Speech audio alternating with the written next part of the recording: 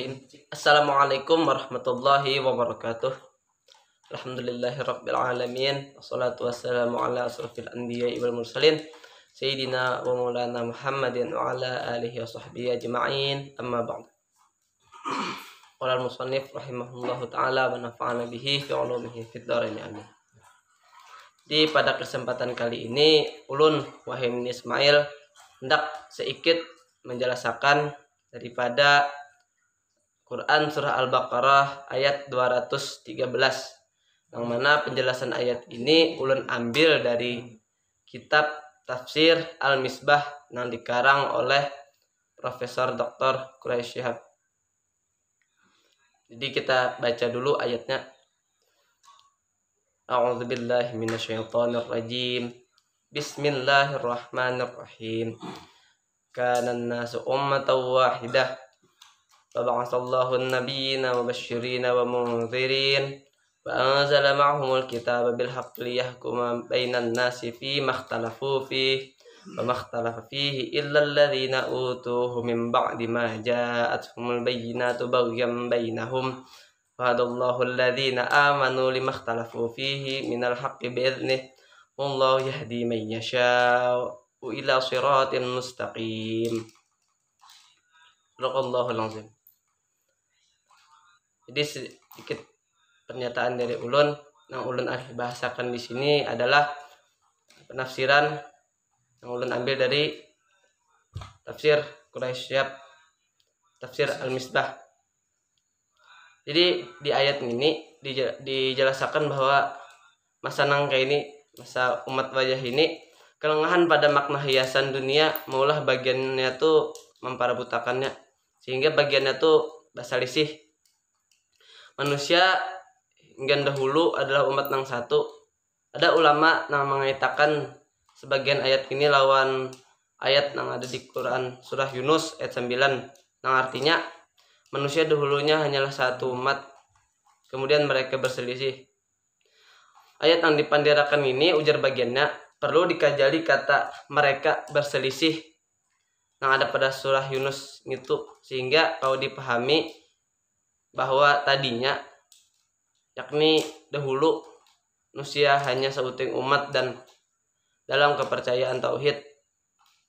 Tapi ada lagi nang kayak ini nang jadi satu. Kenapa? Karena bagiannya tuh basalisih tapahwal. Ada pulang nang berpendapat bahwa emang manusia tuh dari dahulu, dari bahari sampai bahini tuh seuting umat. Allah menciptakan manusia itu makhluk nang bakaitan wan musti membutuhkan. Manusia mulai bahari sampai bahini kan hanyar kawa hidup amun saling menulungi sebagai seuting umat, yakni bebuhan nang beisi samaan wan bakaitan. Karena kodrat manusia nang itu tentu saja manusia itu mesti berbeda-beda tentang profesi wan kecenderungan. Ini karena kepentingan manusia, sehingga lawan perbedaan itu nang ini kawa menyabakan sauting jenis nang dikeping ini gak sendirinya wan urang lain.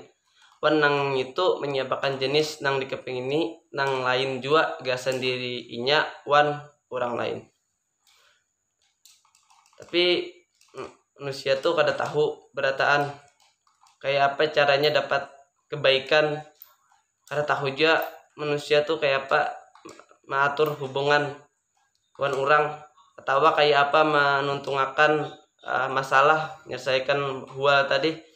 Di sisi lain manusia bisi kelakuan hendak menang surangan nang kawa cungul sewaktu-waktu, sehingga kawa menimbulkan perselisihan.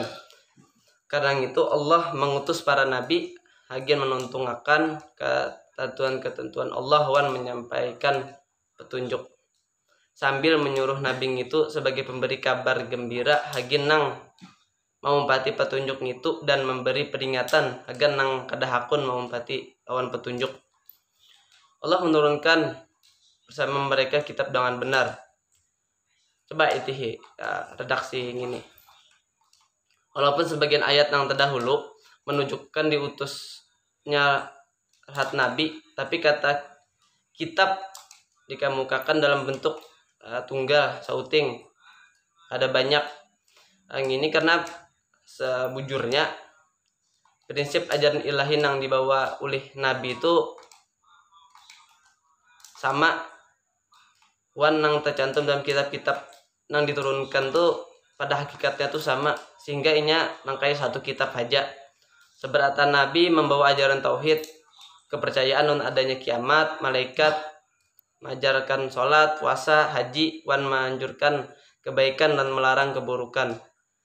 Kitab itu, kitab yang tadi diturunkan lawan bagiannya agar Allah tahu bagiannya atau bagian Nabi melalui kitab itu memberi keputusan di antara mereka tentang perkara yang bagiannya selisihakan.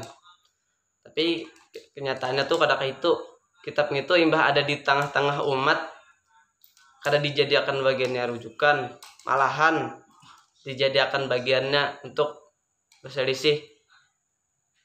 Wan nang anehnya tuh lah nang berselisih itu bagian nang menerima kitab gitu nang dimaksud lawan tidak berselisih tentang kitab itu, melainkan orang yang telah didatangkan kepada mereka kitab itu.